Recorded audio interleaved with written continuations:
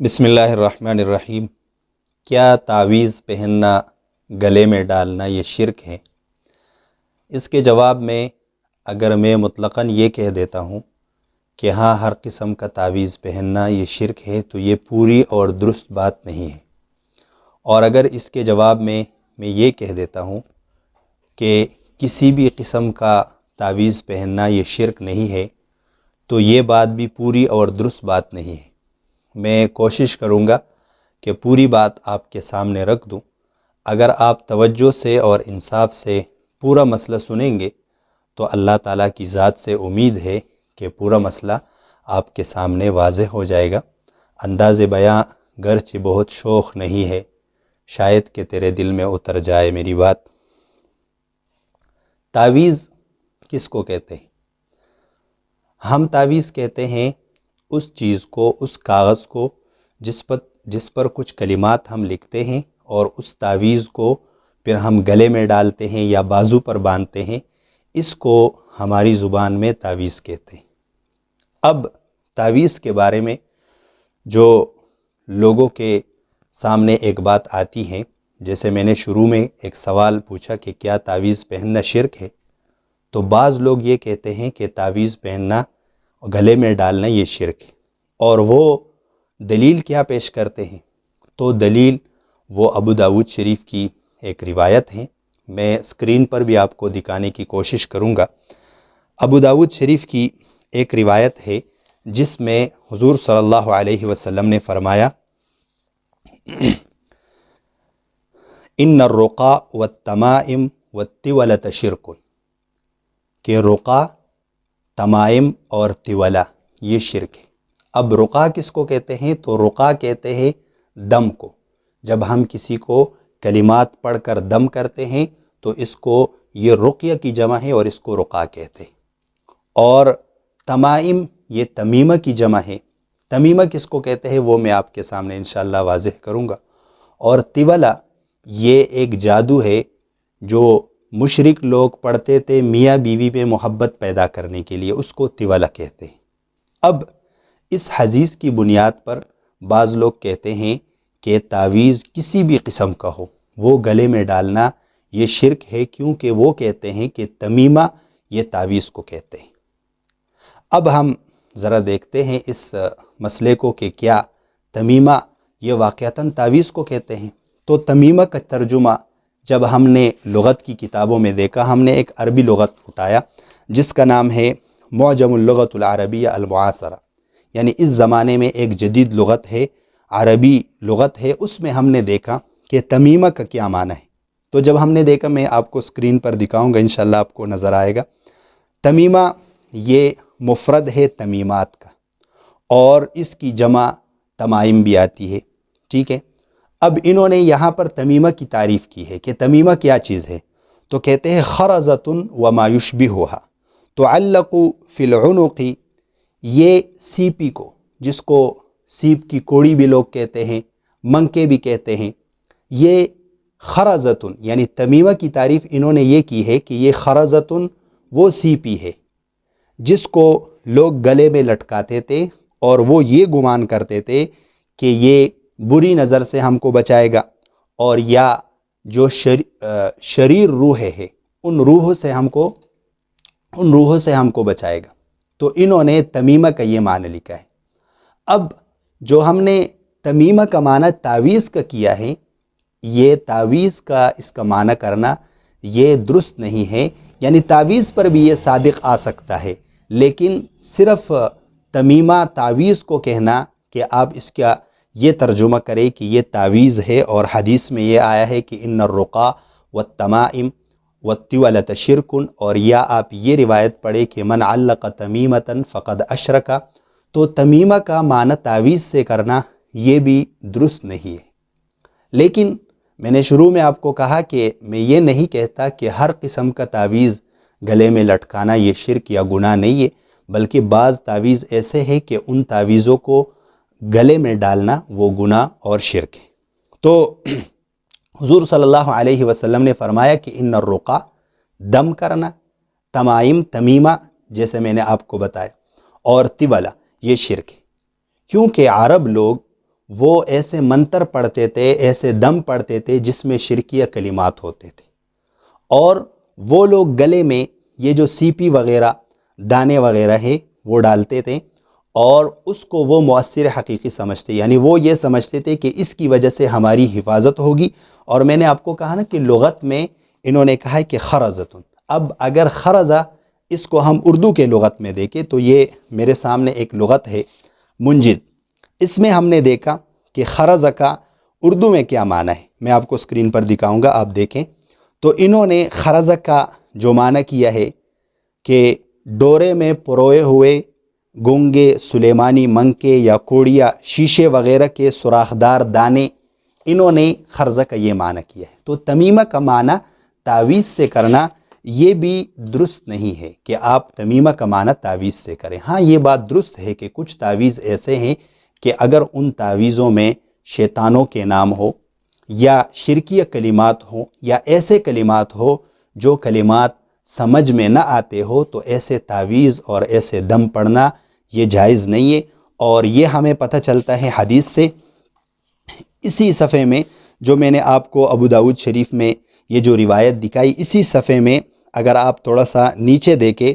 تو حضور صلی اللہ علیہ وسلم سے ایک صحابی نے پوچھا، عوف بن مالک رضی اللہ عنہ نے، کہ ہم جاہلیت کے زمانے میں دم کرتے تھے، تو آپ ان دموں کے بارے میں کیا کہتے ہیں؟ تو حضور صلی اللہ علیہ وسلم نے فرمایا، اعرضوا علی رقاکم، آپ لوگوں کے جو دم ہے وہ میرے سامنے پیش کرو۔ تو انہوں نے وہ سارے دم حضور صلی اللہ علیہ وسلم کو دکھائے، تو حضور صلی اللہ علیہ وسلم نے فرمایا، لا بأس بالرقا ما لم تکن شرکا،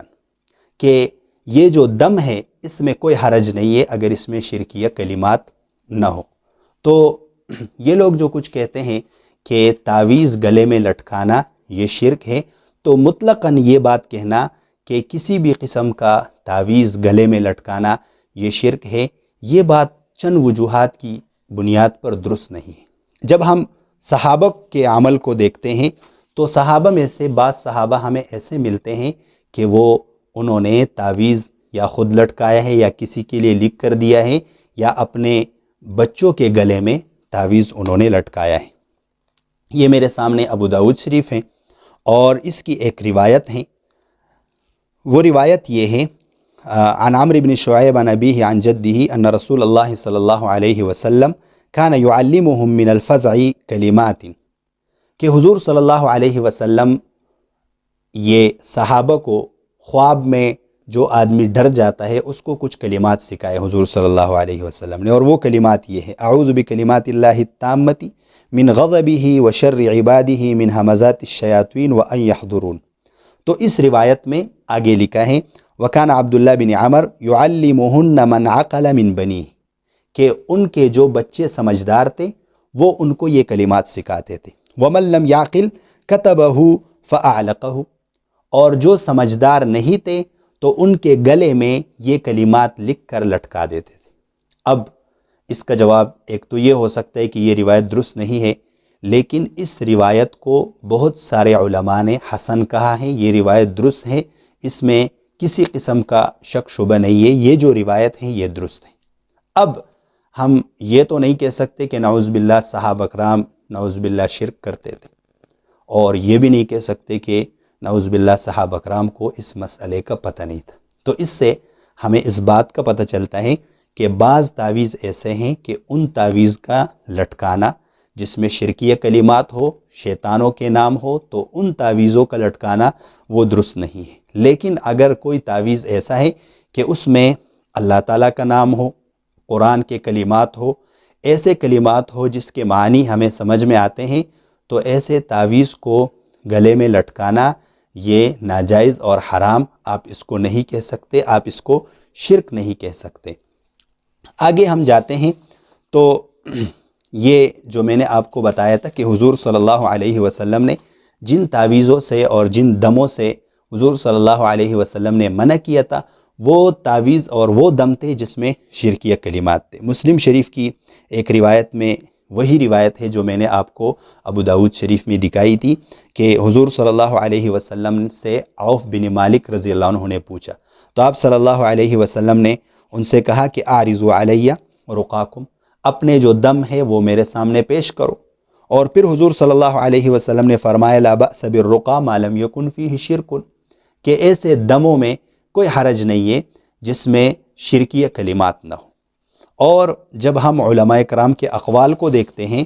تو اس سے بھی ہمیں یہ پتہ چلتا ہے کہ اکثر جو بڑے بڑے علماء گزرے ہیں، جو اکابر گزرے ہیں، انہوں نے بھی مطلقاً تعویذ کو شرک نہیں کہا۔ کہ ہم جو کہتے ہیں کہ اگر کسی کے گلے میں تعویذ دیکھ لے تو ہم یہ کہہ دیتے کہ یہ شرک ہے، تو انہوں نے بھی مطلقاً شرک نہیں کہا۔ میرے سامنے ہے مجموعہ فتاوی شیخ الاسلام ابن تیمیہ رحمہ اللہ، ان کی ایک کتاب ہے، اور اس کتاب کا صفحہ نمبر 64 ہے۔ میں آپ کو انشاءاللہ یہ اسکرین پر دکھانے کی بھی کوشش کروں گا۔ انہوں نے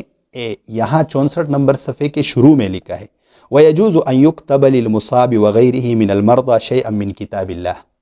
کہ یہ جائز ہے کہ آپ مریض آدمی کے لیے یا ایسے شخص کے لیے جو مصیبت زدہ ہو، اس کے لیے قرآن کے کچھ کلمات آپ لکھ دیں، تو یہ جائز ہے۔ اور آگے اسی صفحے پر انہوں نے ابن عباس رضی اللہ عنہ کا عمل نقل کیا ہے کہ ابن عباس رضی اللہ عنہ عن سعید بن جبیر عن ابن عباس قال اذا عسر على المرأة ولادتها، کہ جب کسی عورت کو ولادت میں تکلیف ہوتی تو ان کے لیے یہ کلمات ابن عباس رضی اللہ عنہ لکھتے تھے، اور وہ کلمات یہ ہے بسم اللہ لا الہ الا اللہ الحلیم الکریم سبحان اللہ رب العرش العظیم الحمد للہ رب العالمین۔ یہ کلمات حضرت ابن عباس رضی اللہ عنہ لکھتے تھے اس خاتون کے لیے، اس عورت کے لیے جس کو ولادت کے وقت تکلیف ہوتی تھی۔ اور آگے 65 صفحے پر انہوں نے لکھا ہے کہ یکتب فی کاغذۃ، اس کو کسی کاغذ میں آپ لکھ دیں، فیعلق علی عضد المرأۃ، اور اس کو عورت کے بازو میں ڈال دیں۔ تو صحابہ کرام کے عمل سے ہمیں پتہ چلتا ہے کہ ہر تعویذ کو شرک کہنا اور مطلقاً یہ کہہ دینا کہ یہ شرک ہے، تو یہ بات درست نہیں ہے۔ اس کا یہ مطلب بھی نہیں ہے کہ ہم جو غلط تعویذ ہے، ایسے تعویذ جس کے معنی، جس کے کلمات ہمیں معلوم نہ ہو، یا جس میں غیر اللہ سے مدد کسی نے مانگی ہو، یا اس میں شیطان وغیرہ کے نام ہو، ایسے تعویذوں کو گلے میں ڈالنا یہ بالکل ناجائز اور حرام ہے، اس کو کوئی بھی جائز نہیں کہتا۔ لیکن ایسے تعویذ جس میں قرآن کے کلمات ہو، اور ایسے تعویذ جس میں حدیث میں جو دعائیں آئے ہیں ان کے الفاظ ہو، تو ایسے تعویذ آپ گلے میں ڈال سکتے ہیں، اس میں کوئی حرج نہیں ہے۔ یہ میرے سامنے ایک کتاب ہے الطب النبوی، یہ علامہ ابن قیم جوزی رحمۃ اللہ علیہ کی کتاب ہے۔ اس میں 277 نمبر صفحے میں انہوں نے بہت سارے تعویذ لکھے ہیں کہ اس کام کے لیے آپ یہ تعویذ لکھ سکتے ہیں، اس کے لیے یہ لکھ سکتے ہیں۔ آخر میں اس صفحے میں لکھتے ہیں وَكُلُّ مَا تَقَدَّمَ مِنَ الرُّقَى، کہ جتنے بھی یہ دم گزرے ہیں فَإِنَّ كِتَابَتُهُ نَافِعَةً، اس کا لکھ کر اپنے پاس رکھنا یہ نافع ہے، اس میں فائدہ ہے۔ وَرَخَّصَ جَمَاعَةٌ مِنَ السَّلْفِ فِي كِتَابَتِهِ، اور متقدمین جو علماء ہیں اور جو تابعین ہیں ان میں سے بہت سارے لوگوں نے ان کو لکھنے کی اجازت دی ہے۔ یہ میرے سامنے ایک تیسری کتاب ہے، میں آپ کو اسکرین پر دکھانے کی کوشش بھی کروں گا، محمد بن عبد الوہاب، ان کی ایک کتاب ہے مؤلفات الشیخ الامام۔ اس میں انہوں نے صفحہ نمبر 29 پر لکھا ہے التمائم، کہ تمائم کا کیا معنی ہے؟ شیء یعلق علی الاولاد من العین، کہ بچوں کے گلے میں جو چیزیں لٹکائی جاتی ہے ان کو تمائم کہتے ہیں۔ لیکن اذا کان المعلق من القرآن، لیکن جو چیز لٹکائی جاتی ہے اگر وہ قرآن میں سے ہو، فرخص فیہ بعض السلف، تو بعض علماء نے اس کی اجازت دی ہے، وبعضهم لم یرخص فیہ، اور بعض نے اس کی اجازت نہیں دی ہے۔ تو یہاں انہوں نے بھی اس کو یہ نہیں کہا کہ تعویذ اگر قرآن کریم اس میں لکھا ہوا ہے تو آپ اس کو شرک کہیں، انہوں نے بھی اس کو شرک کہنے کی جرت نہیں کی ہے، انہوں نے یہ نہیں فرمایا کہ یہ شرک ہے، بلکہ یہ کہتے ہیں کہ کچھ علماء نے اس کی اجازت دی ہے اور کچھ اس سے منع کرتے ہیں، اور منع بھی اس لیے کرتے ہیں تاکہ لوگ غلط تعویذوں کی طرف نہ جائیں۔ یہ میرے سامنے ایک کتاب ہے، یہ کتاب ہے مولانا سید محمد صدیق حسن خان علیہ الرحمہ، ان کی کتاب ہے، اور اس کتاب کا نام ہے کتاب التعویذات۔ اور اس کتاب میں انہوں نے لکھا ہے، یہ کتاب کا جو صفحہ ہے صفحہ نمبر 6 ہے، انہوں نے ایک حکایت لکھی ہے کہ جو قیصر جو بادشاہ تھا، انہوں نے حضرت عمر رضی اللہ عنہ کو ایک خط لکھا، اور اس خط میں یہ لکھا کہ میرے سر میں درد رہتا ہے اور وہ درد ختم نہیں ہوتا، تو آپ میرے لیے کوئی دوا بھیج دے۔ تو حضرت عمر رضی اللہ عنہ نے ان کو ایک ٹوپی بھیج دی۔ وہ جب ٹوپی سر پر رکھتے تھے تو سر کا درد ختم ہو جاتا تھا، اور جب ٹوپی سر سے ہٹاتے تھے تو پھر سر پہ درد آ جاتا۔ تو وہ حیران ہوا کہ اس ٹوپی میں ایسا کیا کمال ہے۔ انہوں نے دیکھا تو اس ٹوپی میں کاغذ پر بسم اللہ الرحمن الرحیم لکھا ہوا تھا۔ تو یہاں سے یہ بات ہمیں سمجھ میں آتی ہے کہ جو تعویذ لکھ کر گلے میں لٹکائے جاتے ہیں یا بازو پر ہم باندھتے ہیں، اس تعویذ میں اگر شرکیہ کلمات نہ ہو، ایسے کلمات نہ ہو جن کلمات کے معنی معلوم نہیں ہے، تو ان تعویذوں کو مطلق شرک کہنا یہ درست نہیں ہے، اور اس طریقے سے ہر تعویذ کو درست کہنا بھی ٹھیک نہیں ہے۔ تو یہ میں نے ساری بات آپ کے سامنے رکھ دی، امید ہے آپ کو سارا مسئلہ سمجھ میں آ گیا ہوگا۔